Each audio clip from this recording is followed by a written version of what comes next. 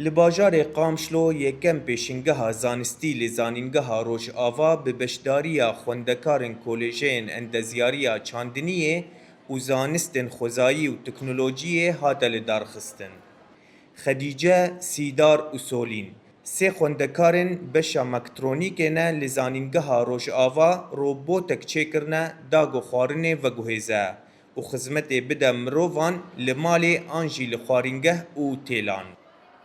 هدفي ماشي في بروجي خدمتها جواكي بك على شنو مروفان بكره مطعم عماده وجباتها بقدمينه تقول لك جهاد فندق هذا مستشفيات هذا مقارن ده ورب كاربينن مادين قسمه تشكر مبدا سيخو تشكر ومحليه نابخويه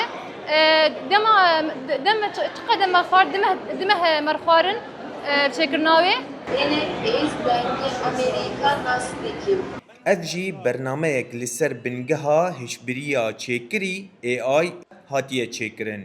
Gopirsan bi erebî û îngilîzî werdigire û berseva wan bi Kurdî hem binivîsî û hem jî bi deng dide. پروژه خو شانی خلقی بکن یعنی ببینن بانه شاگرد زانینگاه روز آوان نه تنی شاگردن او جی یعنی آفرینرن کارن تشتاب آفرینن یک تشتمجی افدرون آفراندیه و سیستم کی سر ای آی چکریه ته پرساجه دکی و او دکاره جوابات بده بعین وقت یعنی او جوابات بکردی دده بعربی یعنی بانگلیزی پرساجه دکی و بکردی حصرا جوابات بده يعني تشكيلو يقد قارب كار بينك مترجم جي Alan û her du hevkarên wî Nafic û Mihemed bi hev re bi karanîna madeyên herêmî otomobîlek elektrîkê çêkirine. Got dikare 30 kilometran biçe û bi dirêjahiya du demjimêran bixebite. كيلو سيارة تشيكرية أو سيارة سر كهربائية كامل 6 كيلومتر ساعات تمشي طبعا صديق خورتا وكشي الجامعة روجافات خوينن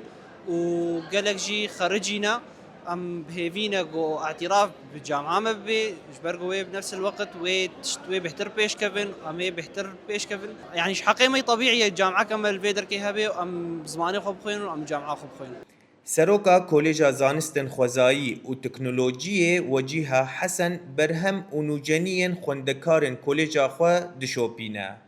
û dibêje got armanca pêşîngehê ew e got nûcenî û pêşesaziyên xwendekarên zanîngehê pêşkêş bike tevî got ew dibin şert û mercên dijwar de hatine çêkirin.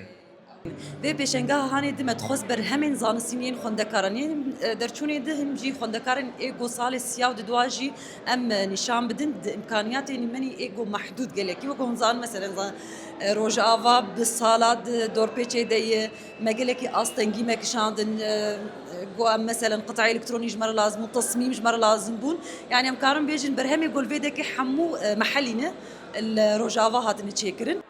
Pêşîngeha zanistî ya yekem li zanîngeha Rojava berhem û projeyên diwarên çandinî û teknolojiyê de nîşan dide.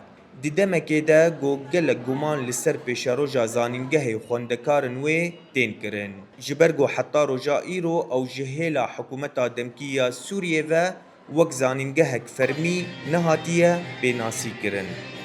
Ev kursiyê ji bo xwedanpêwîstiyên taybet bi maddeyên navxweyî û destên şagirtên zanîngeha Rojava hatiye çêkirin.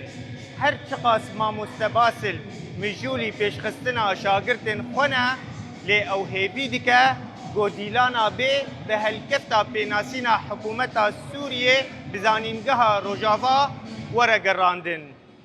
İvan Hesîb, Dengê Amerîka, bajarê Qamşlo.